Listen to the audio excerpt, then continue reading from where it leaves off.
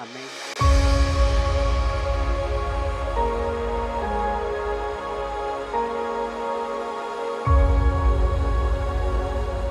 Para mis hermanos que están aquí cada domingo y para los amigos que nos visitan, estamos estudiando esta serie, El Sermón del Monte, y a modo de introducción quiero hacerles un recuento para ubicarnos en el pasaje de hoy. Sabemos que Jesús ha subido al monte y se sienta a enseñar como maestro, no solo a sus discípulos, sino también a una gran multitud. Él en su enseñanza comienza a hablarles sobre los principios del reino de Dios, sobre la justicia del reino de Dios. No como requisitos para entrar en él, sino como el sello visible de aquellos cuyo carácter ha sido transformado, revelan esos valores del reino. A través de esa transformación, los hijos del reino son llamados a ser sal y a ser luz, influyendo positivamente a quienes los rodean, a su entorno, con el único propósito de dar gloria a Dios. Jesús también declaró que no solo ha venido, o que Él no ha venido a abolir la ley, sino a cumplirla, mostrando que los ciudadanos del reino deben tener una justicia superior a la de los escribas y fariseos. Esa justicia no se limita a apariencia o a una obediencia externa, sino que brota de un corazón obediente y transformado por la verdad de Dios. A partir de este punto, el Señor comenzará a dar unos ejemplos concretos de cómo luce una verdadera obediencia, la que caracteriza a los verdaderos herederos del reino de los cielos, aquellos que buscan, como hemos dicho, la gloria de Dios. En la porción que vamos a leer en un momento, Jesús va a exponer en los versículos 21 al 26, y tenemos el primero de una serie de ejemplos que nuestro Señor propuso de su interpretación de la ley en contraste a la de los escribas y fariseos. Y de aquí en adelante, y esto va a ser muy importante, no soltarlo o no perderlo de vista. Mientras seguimos estudiando el Sermón del Monte, que es nuestra serie, el Señor nos ha permitido estudiar, recordemos también que este sermón es un solo mensaje. Tenemos que verlo como un solo mensaje, con un solo propósito, con un solo fin. No podemos perder de vista esto y esto nos va a ayudar. Recordemos que el Señor dijo a quienes escuchaban su mensaje que si su justicia no superaba la de los escribas y fariseos, no entrarían en el reino de los cielos.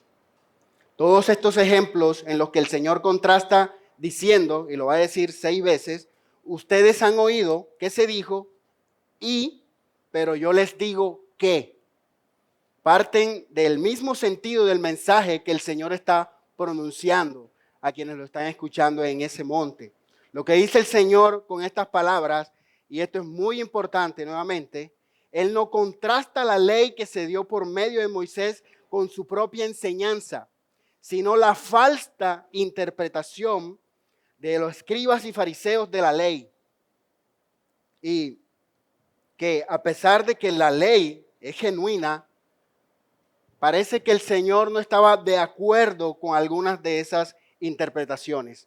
Y Él tenía la autoridad, básicamente, para poder refutar esas interpretaciones. Recordemos que Él ya dijo que no he venido a poner fin a la ley y los profetas, he venido a cumplirla. Una vez definida su posición respecto a la ley y proclamando que había venido a cumplirla, y después de haber dicho a los oyentes que debían comprender bien lo que decía, Jesús pasa a dar estos ejemplos prácticos. 6 contraposiciones que les presenté ahora, que dicen, oíste que fue dicho, pero yo les digo. Y hoy vamos a ver esa primera contraposición o esa primera expresión y vamos a nuestro texto en Mateo, capítulo 5, versículos 21 al 26. Por favor, pueden buscarlo en su Biblia. Mateo capítulo 25, versículos 21 hasta el 26. Esta es la palabra de Dios, hermano. Capítulo 5, ¿sí? Versículos 21 al 26. No sé qué dije, pero por ahí me están corrigiendo. Capítulo 5 de Mateo, versículos 21 al 26. Dice la palabra del Señor. Leo para ustedes, hermanos. Ustedes han oído que se dijo a los antepasados, no matarás. Y cualquiera que cometa homicidio será culpable ante la corte. Pero yo les digo que todo aquel que esté enojado con su hermano será culpable ante la corte, y cualquiera que diga insensato a su hermano será culpable ante la corte suprema, y cualquiera que diga idiota será merecedor del infierno de fuego. Por tanto, si estás presentando tu ofrenda en el altar y allí te acuerdas que tu hermano tiene algo contra ti, deja tu ofrenda allí en el altar y ve y reconcíliate primero con tu hermano, y entonces ve y presenta tu ofrenda. Ponte de acuerdo pronto con tu adversario mientras vas con él por el camino. No sea que tu adversario te entregue al juez y el juez al guardia y seas echado a la cárcel. En verdad te digo que no saldrás de allí hasta que hayas pagado el último centavo. Amén, hermanos. Esa es la palabra del Señor. Jesús entonces demuestra en este primer ejemplo, Él expone que el mandamiento que todos conocen, a lo que Él escuchaba, no matarán, va mucho más allá de lo que le habían enseñado los antepasados, los escribas, los fariseos. Es aquí donde debemos prestar mucha atención. Jesús no está ampliando la ley, sino revelando su verdadero alcance espiritual. Él nos está enseñando qué tipo de justicia caracteriza realmente a los ciudadanos del reino. Una justicia que inicia en el corazón, que afecta nuestras relaciones y que se expresa en una adoración auténtica. Con esa enseñanza clara, entonces podemos decir que el énfasis o el mensaje de nuestro pasaje es el siguiente. Lo expreso con el siguiente argumento. La justicia del reino es un llamado a la obediencia desde el corazón, evitar el enojo y buscar la reconciliación para una adoración verdadera. La justicia del reino es un llamado a la obediencia desde el corazón, evitar el enojo y buscar la reconciliación para una verdadera adoración. Y lo vamos a desarrollar a través de un bosquejo que podemos ver muy claro en el pasaje. Vamos a ver primero que no matarás en cuanto a la obediencia exterior del mandamiento del versículo 21. Vamos a ver el enojo y el llamado a la obediencia desde el corazón en el versículo 22. Y por último vamos a ver los versículos 23 al 26, la reconciliación y la adoración en el reino. Vamos al primer punto inmediatamente, hermanos. La obediencia exterior del mandamiento. Y el Señor dijo a los que lo escuchaban en este sermón, recuerden que es el Señor hablando, es su palabra. Ustedes han oído que se dijo a los antepasados, no matarás. Y cualquiera que comete homicidio será culpable ante la corte. Jesús dice lo que se dijo a los antepasados. Expresión también que podría traducirse como en tiempos antiguos. Esta es una designación para quienes han interpretado la ley oralmente del Antiguo Testamento. Pero ¿se refiere Jesús simplemente a la ley de Moisés o a la enseñanza de los escribas y fariseos? Las mismas palabras del Señor en lo que hemos leído nos dan claridad acerca de a qué se está refiriendo Él. Dice, oíste que fue dicho a los antiguos. No está diciendo, habéis leído en la ley de Moisés, que de hecho en otras ocasiones Él lo había expresado así. Tampoco dice, ni fue escrito ni habéis leído. Él está diciendo, oíste que fue dicho a los antiguos. A lo que se refiere Jesús con decir esto es los hombres de antaño, los antiguos expositores y los antiguos rabinos. Estos habían presentado una interpretación con la que, decíamos ahorita, el Señor no estaba muy de acuerdo y que era peligrosamente incompleta. Aun cuando los escribas y los fariseos de su tiempo podían estar de acuerdo con estas interpretaciones de los antiguos, parece que el Señor parece que el Señor Jesús tenía algo en contra de esta enseñanza. Vamos a ver, y les aseguro que es importante recordar quiénes eran los escribas y los fariseos. Los escribas eran expertos en la ley de Moisés y la interpretación para el pueblo. Funcionaban como maestros de la ley, consejeros legales y a veces como jueces. Estudiaban minuciosamente los mandamientos y desarrollaban reglas para aplicarlas a la vida diaria. Esto es importante. Y los fariseos eran un grupo religioso muy estricto y respetado. Buscaban obedecer la ley al detalle y mantener la pureza del pueblo. Aceptaban tanto la ley escrita como la tradición oral de los ancianos. Y ellos influían mucho en lo que se enseñaba en las sinagogas. Ahí podemos tener un punto de partida de quiénes eran uno de los que estaban escuchando al Señor y por qué el Señor está diciendo lo que está diciendo. Los escribas y fariseos, basados en las enseñanzas de los antiguos, eran culpables de restringir el significado e incluso de ciertas exigencias de la ley. Ahora, ¿cuál era en este caso la interpretación errada que el Señor está corrigiendo? Dice, no matarás y cualquiera que matare será culpable de juicio. No matarás, está en el decálogo, los 10 mandamientos, y si los fariseos enseñaban no matarás, sin duda ellos estaban enseñando la ley, estaban enseñando la palabra. Entonces, ¿qué es lo que ellos habían agregado? Ya nosotros lo leímos. ¿Qué era lo que ellos habían agregado al mandamiento? El mandamiento real, que está en Éxodo 20:13 y que está en Deuteronomio 5:17, dice simplemente, no matarás. ¿Qué les agregaron? Ya lo leímos. Y cualquiera que matare será culpable de juicio.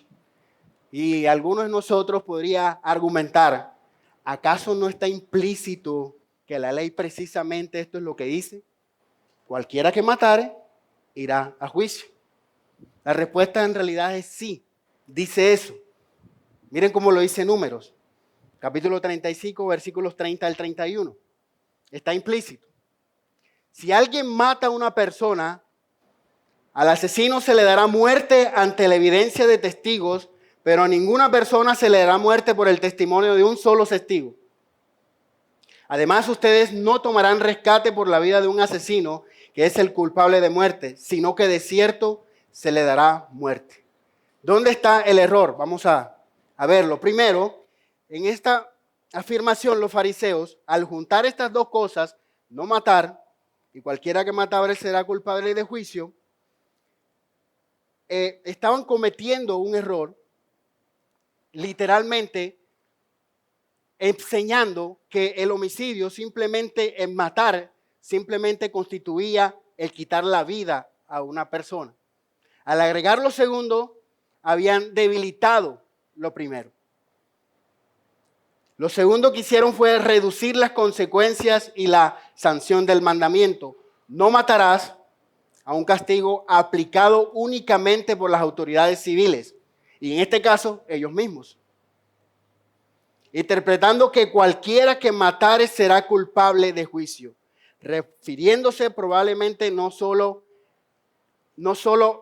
o solamente quizás a un tribunal local. Entonces, lo primero que hicieron fue juntar estas dos expresiones y al hacerlo reducieron el contenido de este mandamiento. Es decir, no matarás suficiente, tenía una interpretación correcta, que es la que el Señor va a dar a los que lo están escuchando. Ahora, ellos al agregarle esto, cometen literalmente el error de reducir el mandamiento. Eso es lo primero. Lo segundo, que ellos están reduciendo el pecado de matar solamente al juicio civil. Y quizás están obviando el juicio de Dios. Aparentemente se les había enseñado que el mandamiento no matarás se cumplía simplemente evitando un homicidio. Y en ese sentido, todos aquí, los que estamos presentes, creo yo, hemos cumplido ese mandamiento. Recordemos que la ley en las Escrituras juzgaba el asesinato y lo juzgaba a través del asesinato accidental. Por eso en el versículo que acabamos de leer de Números, dice que había un juicio, se determinaba si la persona había matado premeditadamente a la otra. Y eso constituía otra muerte, que era la pena capital. Entonces, una es justificada por el pecado y la otra es justificada por la ley. También estaba el asesinato por accidente. Dos hombres estaban en el campo, ¿sí? A uno se le soltó el machete y le mochó la cabeza al otro. Llegaban los testigos, sí, fue un accidente, no pasa nada, fue un accidente.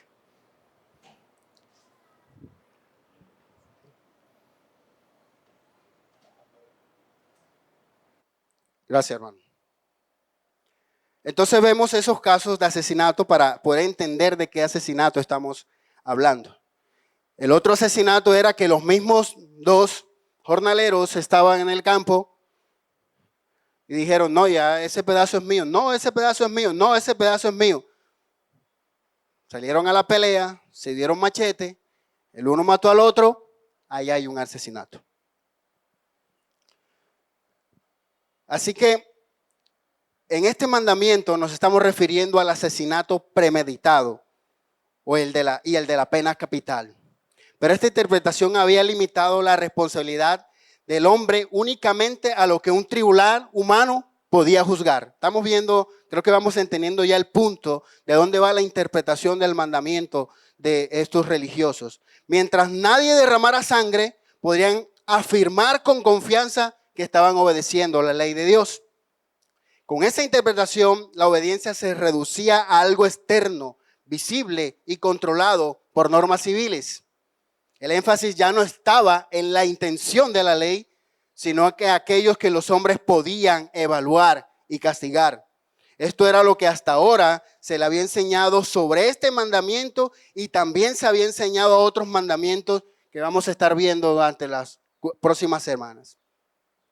Nosotros podemos especular las razones por las que los judíos de esa época estaban siendo mal enseñados y terminaban creyendo falsedades de las escrituras de estos hombres. Podríamos especular eso. Pero no es algo diferente a lo que hoy en día, como el pueblo cristiano, nosotros sufrimos. Por mucho tiempo hemos sido engañados por doctrinas falsas e interpretaciones erradas de las escrituras. Que había un purgatorio, que podías pagar indulgencias a un ser querido por un mejor lugar y un mejor trato en el más allá. Que la palabra del Papa y de quienes solo tenían acceso a la escritura era la autoridad para interpretarla y enseñarla, solo ellos. Tantas falsedades, hermanos, y mentiras que se enseñan con la excusa solamente de abrir la Biblia y lo que el Espíritu me revele. Que solo el que habla en lenguas tiene el Espíritu, que solo el que diezma es bendecido, que la ropa que llevas puede sanar enfermos y que Dios está a tu disposición como hombre para hacer milagros en el lugar y en el tiempo en que tú le señales. Una mentira tras otra que enseñan hombres, pastores, maestros, que lo que son es una partida de mentirosos, charlatanes que en vez de estar enseñando y guiando al pueblo a su Salvador, lo guían es al mismo camino de condena que están allanando para ellos mismos. Hermanos, ser engañados por un tiempo puede ser válido para aquel que busca con el corazón al Señor Jesucristo. Podríamos ahondar en el contexto histórico y entenderíamos quizá por qué los judíos de esta época eran engañados falsamente por interpretaciones erradas de estos maestros. Pero ellos y nosotros tenemos algo en común. Tenemos a Cristo. Cada vez ellos estaban escuchando al mismo Dios que les enseñaba. Ellos lo tenían enfrente, al Dios Todopoderoso, autor de la vida. Jesús ha venido para derribar toda mentira en el corazón y la mente de los suyos. Él es el Verbo enviado por el Padre que vino a traernos libertad. No tenemos excusa, hermano. Cristo prometió habitar en nuestros corazones por medio del Espíritu Santo en quienes confían en Él. No hay excusa. Su Espíritu y las Escrituras nos liberan de ser engañados. Pero esto solo será así si tomamos con seriedad las Escrituras como lo que son, la palabra eterna de Dios. Esto es lo que veíamos en la mañana en la clase que nos hablaba el pastor Jacobi.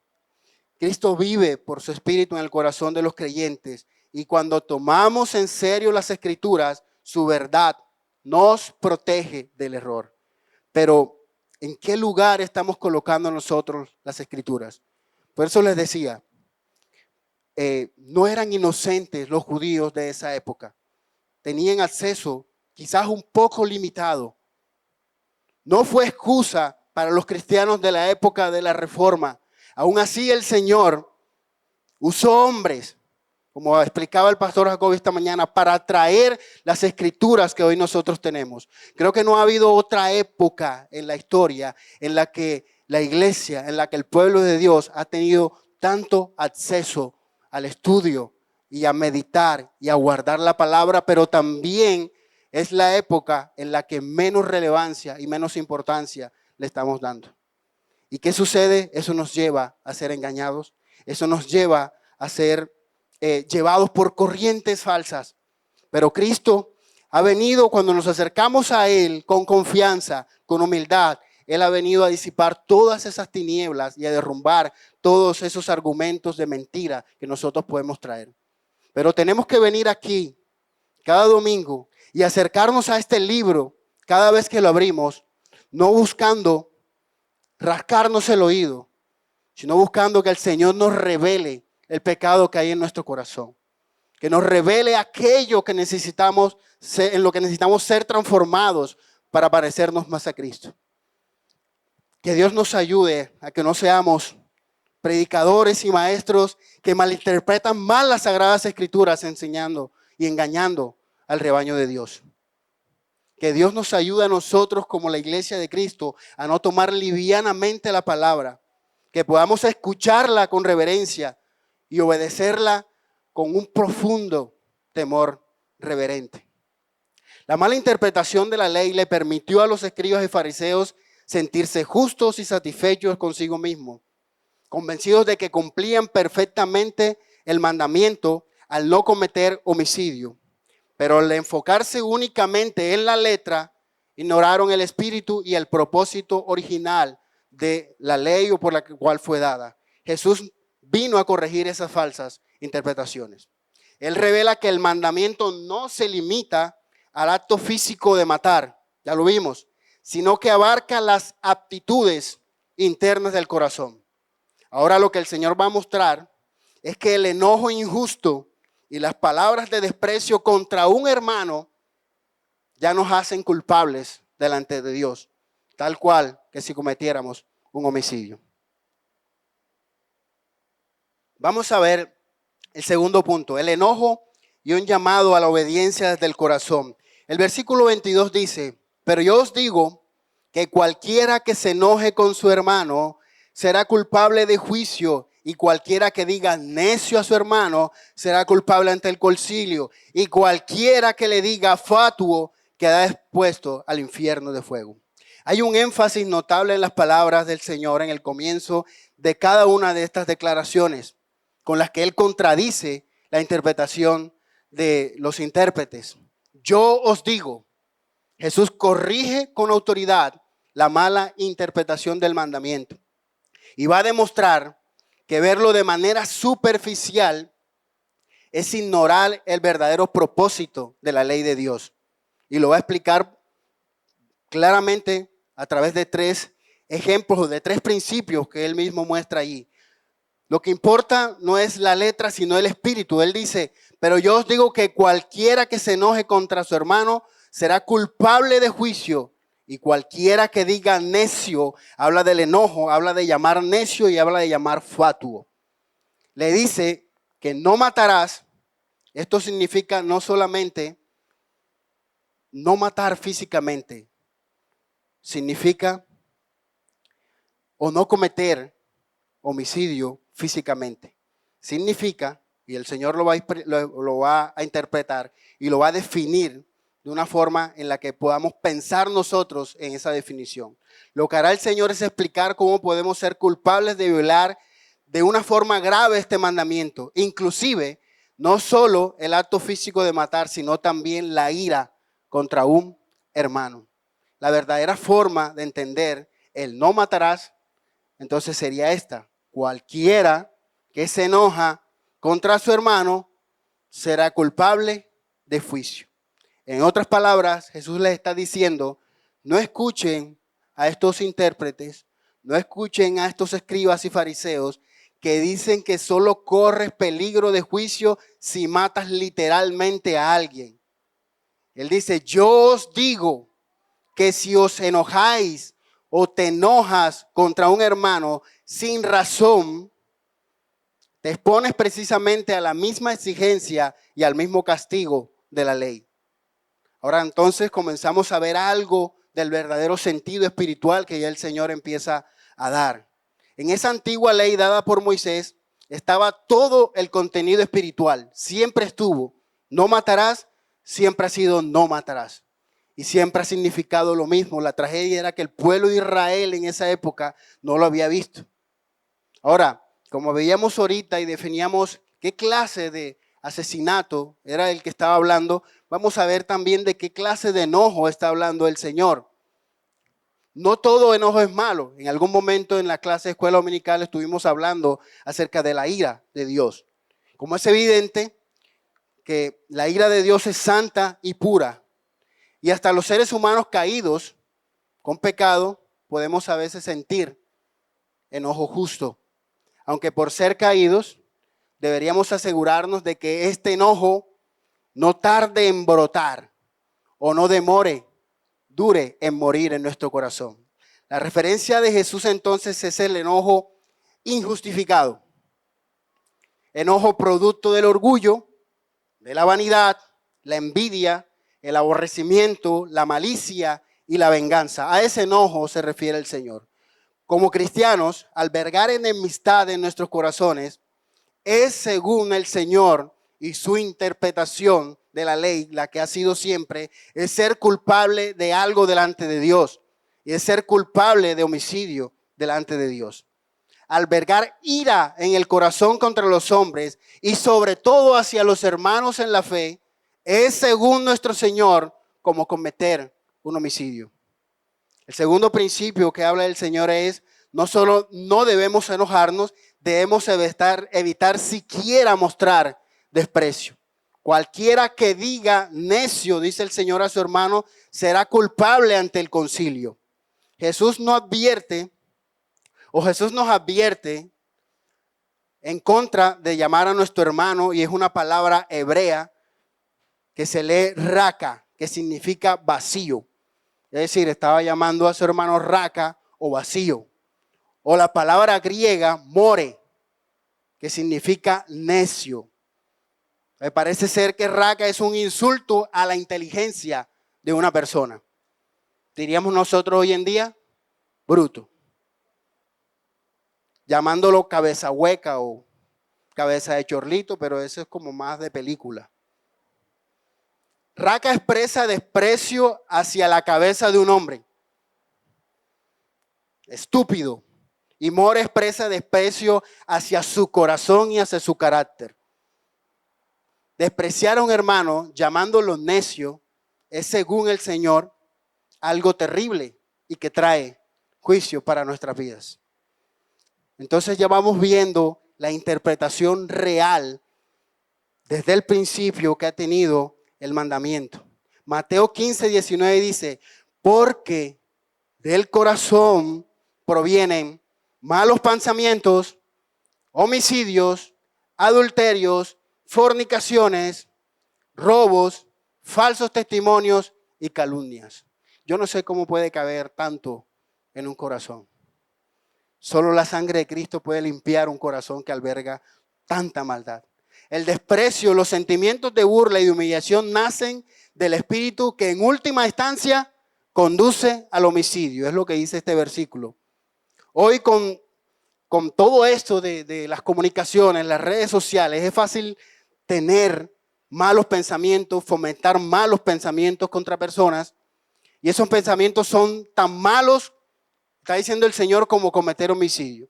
Nos decimos unos a otros lo que el Señor está prohibiendo que nos digamos: necio, estúpido, bruto.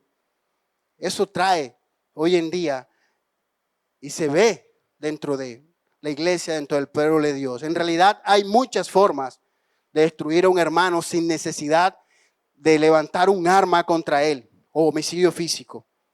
Pero delante de Dios es como si lo hiciéramos. El Señor explica en este pasaje que llamar necio y estúpido a tu hermano va incluido en el mandamiento: no matarás. Matar no significa solamente destruir la vida físicamente, significa tratar de destruir el espíritu y el alma de una persona con palabras hirientes e insultos. Y el último principio que el Señor menciona aquí, para hablar o para ampliar el significado del mensaje: cualquiera que diga fatuo quedará expuesto al infierno de fuego. Esta es una expresión también ofensiva o de difamación. Significa odio y enemistad de corazón que se manifiesta en una palabra. Es decir, también es una violación al mandamiento: no matarás. Y hace que la persona culpable se exponga al mismo castigo que se expone el homicida. No literalmente a una corte humana, porque tú no puedes llevar a un hermano al juzgado o demandarlo porque él te odia. No sucede así en el mundo en que vivimos hoy, sino que está hablando del tribunal de Dios. Puede ser que los intérpretes hayan estado enseñando no solo que la única violación del sexto mandamiento era solo el asesinato físico, sino que también que el único castigo para el homicidio era la sentencia humana. Es decir, estaban excluyendo, como ya dijimos hace un momento, el juicio de Dios. Por eso Jesús agregó que cualquiera que se enoje sin causa será igualmente culpable de juicio. Y aunque en estos dos versículos, en el 21 y 22, se usa la misma palabra para juicio, es claro que ahora el Señor se está refiriendo al juicio de Dios, puesto que ninguna corte humana es competente para tratar el enojo que yo tengo contra mi hermano. Eso solo lo juzga Dios, porque Él ve el corazón. En ambos casos Jesús estaba ampliando la naturaleza del castigo y también la del crimen. No solo el enojo y el insulto son equivalentes al homicidio, sino que el castigo del cual nos hace merecedores es nada menos que el juicio divino del infierno. Al escuchar estas palabras de nuestro Señor acerca de la interpretación correcta del mandamiento, no podemos pensar como los religiosos de esa época acerca del mandamiento. Podemos decir que es fácil, podemos pensar: bueno, yo soy bueno porque no he matado a nadie. Jesús ha expuesto el corazón del mandamiento, de la ley, la que nadie veía o la que nadie quería ver o la que no queremos ver a veces nosotros. Aquello que guardamos y estamos alimentando en lo más profundo de nuestro corazón: odio, desprecio, palabras hirientes. La ira injusta, el desprecio, el insulto que destruye al hermano, todo es homicidio delante de Dios. Porque aunque tu hermano no lo vea, el Señor sí lo está viendo. Y ninguno de nosotros está excepto de ese pecado. Aunque los hombres no puedan condenar esos pecados, Dios los juzga con toda seriedad, porque Él conoce nuestras motivaciones, conoce las intenciones de nuestro corazón, conoce nuestros pensamientos más ocultos. ¿Qué hay en nuestro corazón hacia nuestros hermanos? ¿Guardamos resentimiento? ¿Guardamos desprecio en silencio? ¿Hemos matado a alguien con nuestras palabras o con nuestros pensamientos? ¿Quiénes somos nosotros, hermanos? Pueda que sí, sucede, no somos perfectos, pero ¿quiénes somos nosotros para albergar en nuestro corazón ira, enojo y malos pensamientos contra aquellos por quienes Cristo murió? Jesús llevó en sí mismo el castigo que merecíamos. Por esto, quienes han creído en Él han sido librados de la ira y del enojo santo de Dios. Hemos sido rescatados de la ira santa de Dios Por eso no debemos albergar ira contra aquellos que también han recibido su perdón. Él nos llama a una obediencia que nace desde adentro, una obediencia que expresa la verdadera naturaleza de los que pertenecen al reino, la que no odia, la que no insulta a nadie y por el contrario busca la paz y la reconciliación. Y es precisamente ahí donde el Señor quiere llevarnos, porque si el pecado comienza en el corazón, entonces la reconciliación también debe comenzar desde el corazón. El Señor pasa ahora al último principio a mostrarnos que obedecer este mandamiento no se trata solamente de evitar el mal. Es decir, nosotros podemos decir, ok, no he matado a nadie y he hecho todo lo posible para no pensar mal y no insultar a mi hermano. Voy bien. Él ahora, el Señor, nos dice que no solamente se trata de evitar eso, sino también de arreglar las cuentas con nuestros hermanos antes de venir ante Dios. Vamos a ver los versículos 24 al 26, pero por ahora vamos a ver el 24, el 23 y el 24. Por tanto, si estás presentando tu ofrenda en el altar y allí te acuerdas que tu hermano tiene algo contra ti, deja tu ofrenda allí delante del altar y ve y reconcíliate primero con tu hermano y entonces ve y presenta tu ofrenda. Ponte de acuerdo pronto con tu adversario mientras vas con él en el camino. No sea que tu adversario te entregue al juez y el juez a la guardia y seas echado a la cárcel. En verdad que te digo, no saldrás de ahí hasta que hayas pagado el último centavo.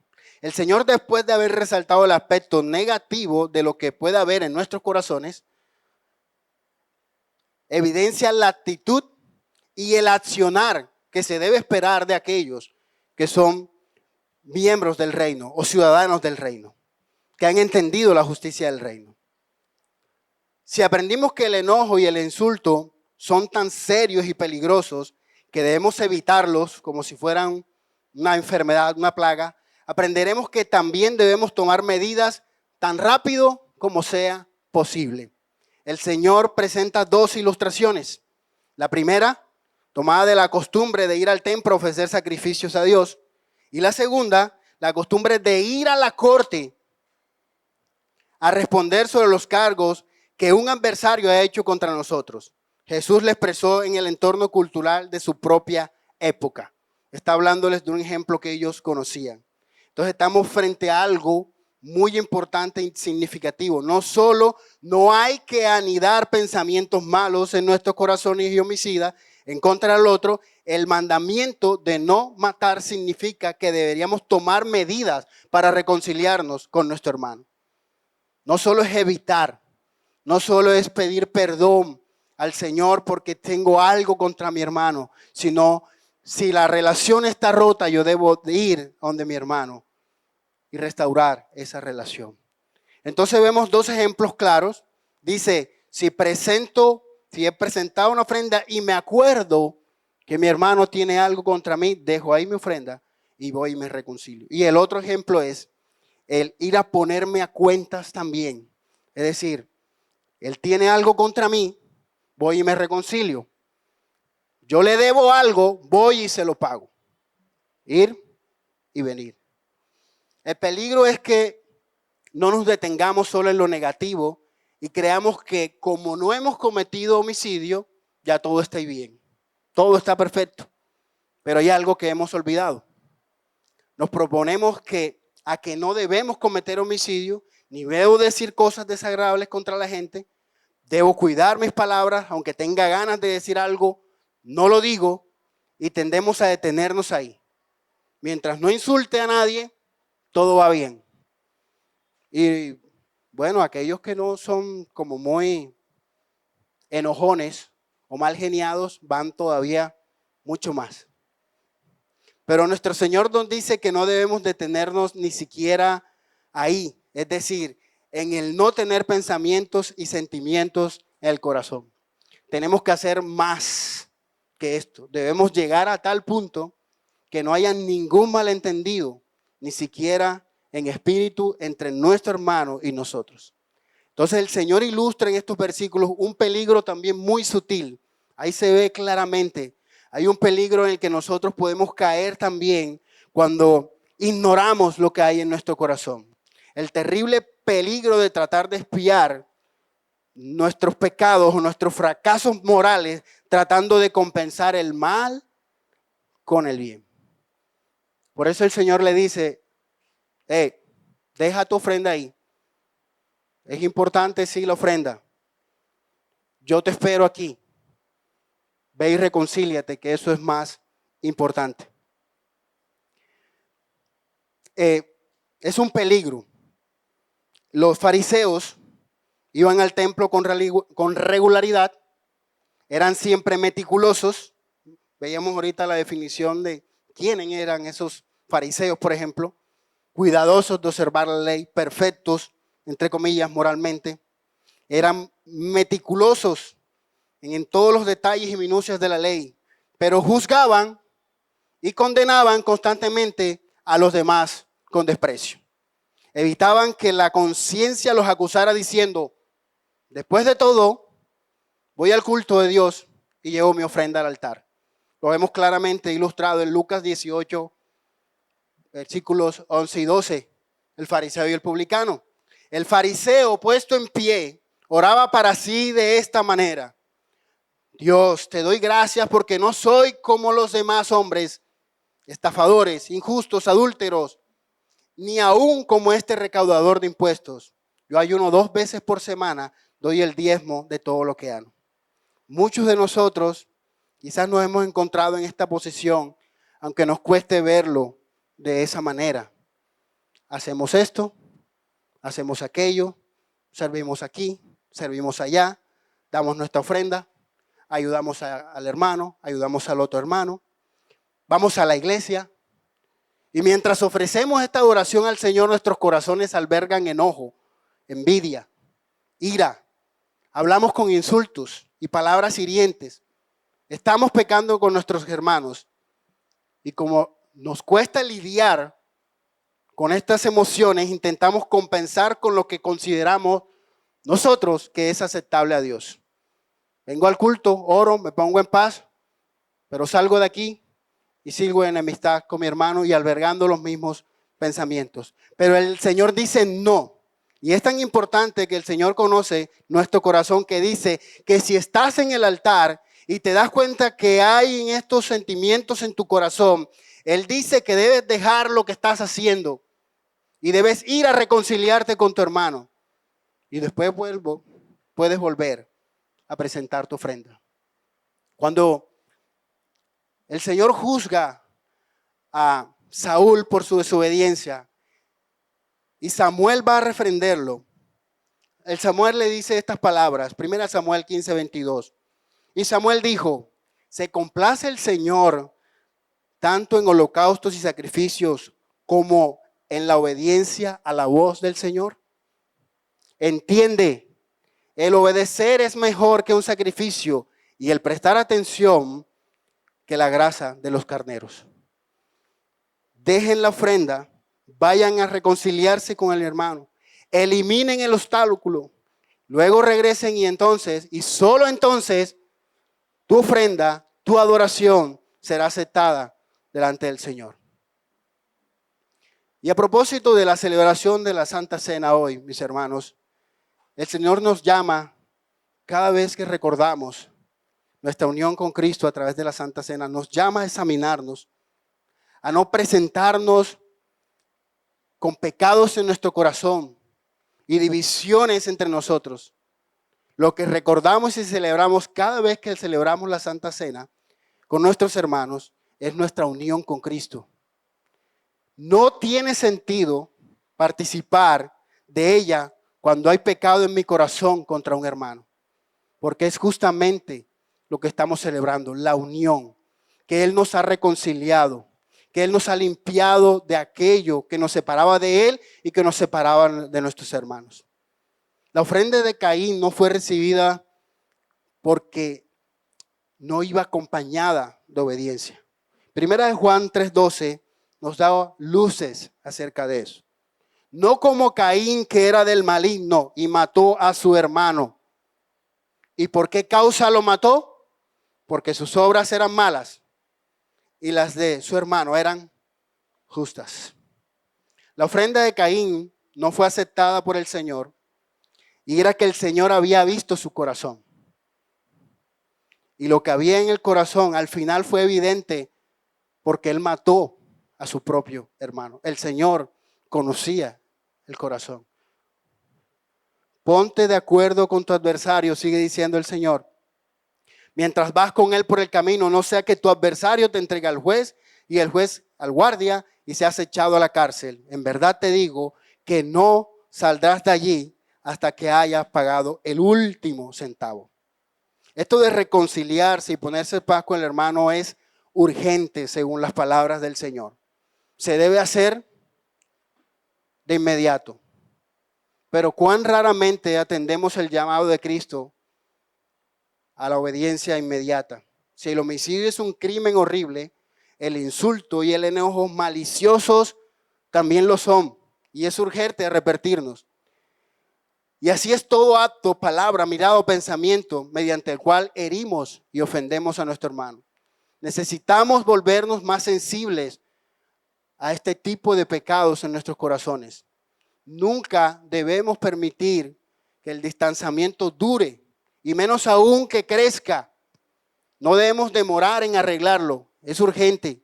No debemos ni siquiera permitir que el sol se ponga sobre nuestro enojo, como dicen las Escrituras, sino que inmediatamente, tan pronto como seamos conscientes de que la relación está rota, no está bien, no es la misma, debemos tomar la iniciativa de repararla, pedir disculpas por el agravio, pagar lo que debo, que no hemos pagado, y buscar la restitución. Y estas instrucciones sumamente prácticas son la interpretación viva y real que el mismo Cristo encarnó a través de su relación y de su amor por los suyos. Si queremos evitar cometer homicidio a los ojos de Dios, quizás sea fácil ver el mandamiento de manera literal y pueda que nos sintamos de alguna manera perfectos. Y quizás te puedas sentir perfecto al pensar que has evitado los insultos, los malos pensamientos y que yo no tengo nada en contra de ninguno de mis hermanos. Pero el Señor conoce nuestros corazones y Él nos hace ver cuán imperfectos somos y merecedores de ese juicio a raíz de todo lo que hay en nuestros corazones. Y lo imposible es lograr esa perfección guardando la ley. Y esto nos debe llevar a confiar en Cristo y en su gracia. Jesús, como ya lo dijimos, cumplió la ley que nosotros no podíamos. Y aunque Él fue perfecto, recibió el juicio que nosotros merecíamos por nuestros pecados para reconciliarnos con el Dios santo y eterno. Jamás, hermanos, podemos ofrecer un sacrificio que sea aceptable a Dios. Jamás nuestra obediencia compensará ningún pecado cometido con nuestros hermanos. Y mucho menos nos justificará delante de Dios. Ninguna obra buena. Nuestra capacidad de obedecer a los mandamientos y que nuestra adoración sea aceptable ante Dios viene de confiar en el sacrificio de Cristo y la justicia perfecta de Él. La justicia del reino, hermanos, no se mide en una aparente obediencia externa, sino en la obediencia que viene de un corazón transformado y que vive para la gloria de Dios. Hermanos, iglesia, el Señor nos ha reconciliado a través de Cristo.